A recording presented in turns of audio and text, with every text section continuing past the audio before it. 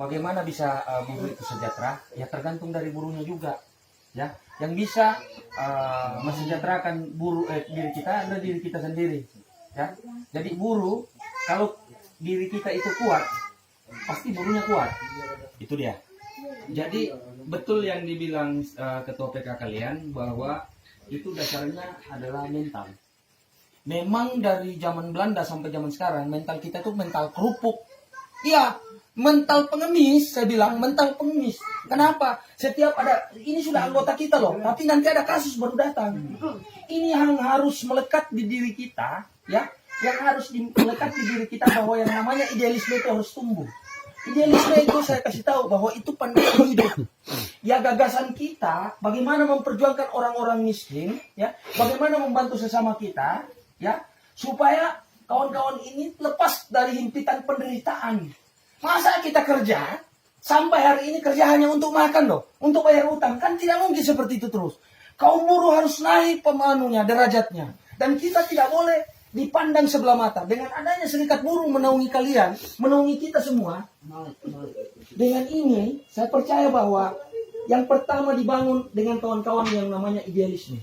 Idealisme itu adalah sebuah ide, gagasan. Ya, gagasan bagaimana hidup buruh bisa kita perjuangkan ke depan supaya bisa sejahtera.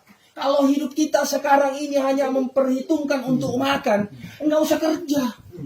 Babi di hutan pun tidak kerja loh. Dia makan dia gemuk daripada kita. Kenapa? Dia bergizi, pandai dia. Makanya serikat buruh, masuk di serikat buruh itu jangan hanya menjadi pintar, tapi cerdas. Ini cerdas menilai sesuatu.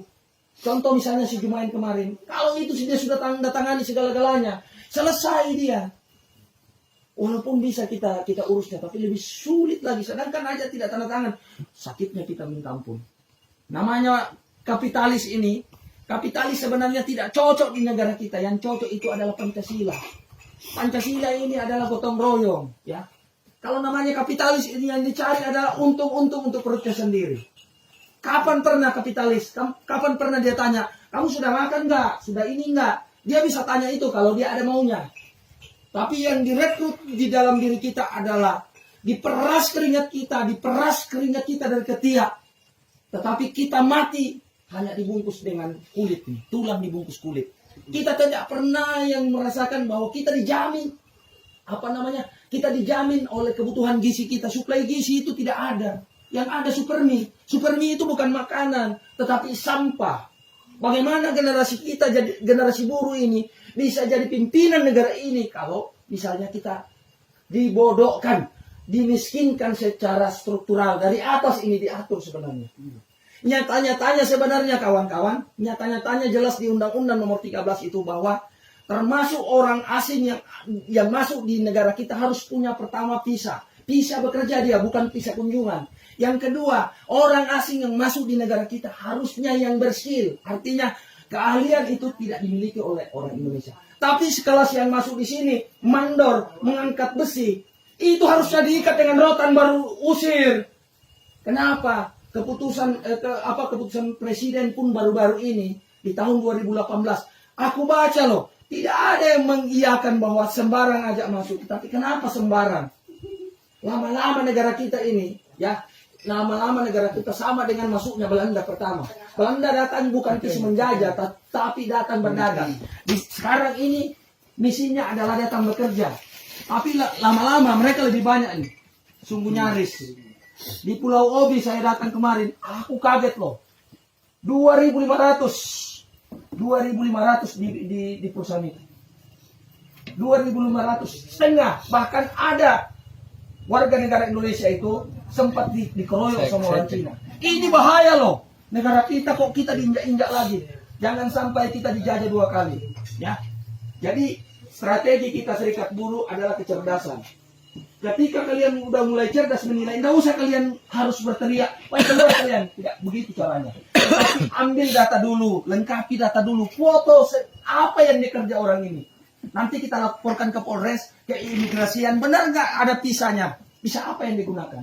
Jangan-jangan visa kunjungan atau wisata. Karena kalau dia punya visa, sertifikasi tentang keahlian, dia harus disertai di situ.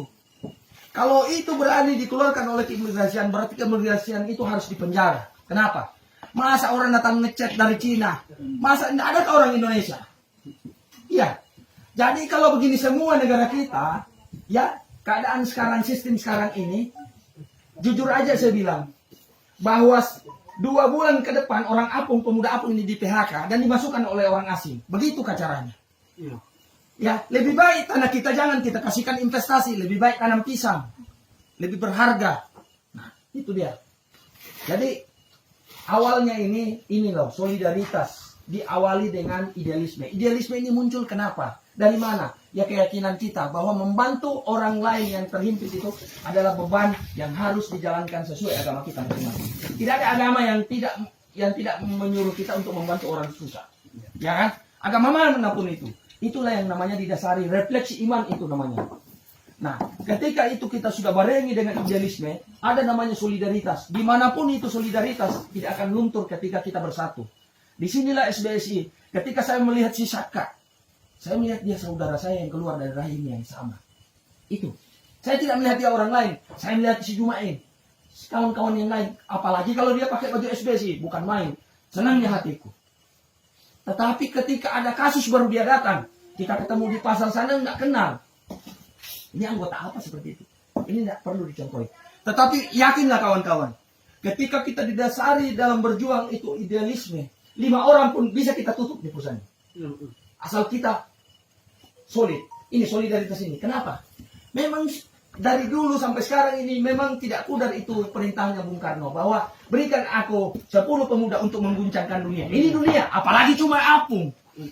Nah, Saka aja sudah gertak. Nah, kebingungan orang PKN. Ini baru 1. Belum kali kita masuk semua. Nah, ini kawan-kawan. Tetapi perlu diingat bahwa karakter dan budaya masyarakat Indonesia itu sudah terbawa dari zaman Belanda sampai zaman sekarang. Namanya pengkhianat. Kalau kita buruh lantas ada saya dengar bilang, oh kami takut berserikat. Kenapa? Takut di PHK. Itulah modelnya orang pengkhianat. Setiap hari dia bilang takut. Setiap hari dia mengumpulkan barisan. Barisan itu barisan perbudakan. Setiap hari kita diperbudak. Tidak pernah kita akan merdeka. Dan hidup kita hanya untuk makan. Apakah hidup kita hanya untuk makan? Bagaimana generasimu? Generasimu jadi apa? Untuk kalau dapat kerja lagi karena sudah direbut oleh tenaga kerja asing. Tapi kalau mulai sekarang kita berjuang, setidaknya anak kita mendapati perjuangan kita. Nah, jadi itu. Oke, mungkin itu yang harus dipertimbangkan dengan kawan-kawan. Walaupun berapa orang aja yang ada di sini, yang pengurus intinya, ya tolong ini dimaknai kata-kata kami. Bahwa pengurus serikat buruh tidak pernah menyerah dengan penindasan. Inilah tujuannya hadir. Kalau ini sudah sejahtera, buat apa lagi? Tidak ada gunanya lagi. Jadi ini yang perlu ditekankan sama kawan-kawan pengurus, idealisme, solidaritas, persatuan. Jadi kalau masalah iuran itu menjadi hambatan untuk berkumpul dengan kita, lebih baik terus terang. Saya masih punya utang. Silakan, tidak masalah. Asalkan kita bilang turun.